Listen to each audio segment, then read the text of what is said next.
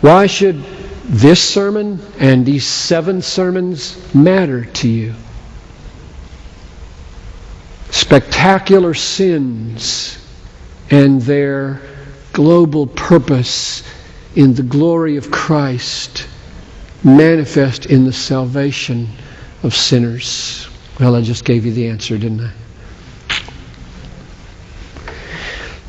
It should matter for this reason.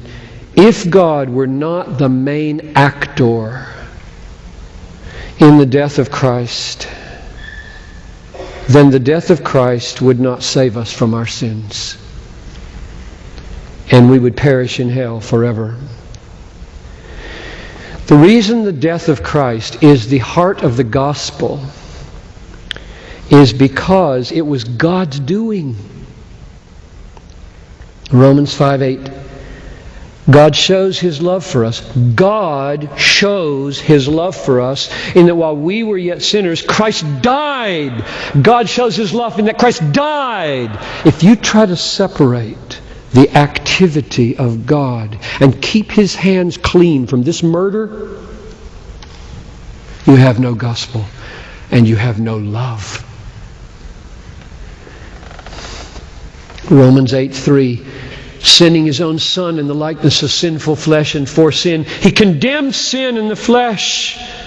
God condemned my sin in the flesh of Jesus when the skin tore. That was my sin being punished. This is love beyond degree. Galatians 3:13. Christ redeemed us from the curse of the law by becoming a curse for us. God cursed Jesus so that the curse could be taken away from me. 2 Corinthians 5:21. For our sake God made Him to be sin,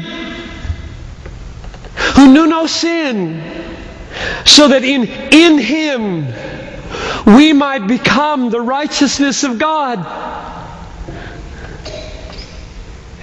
If you take God's activity out of the death of Jesus, we can't be justified by God. It wouldn't have anything to do with God. It would just be a tragic, circumstantial, historical event.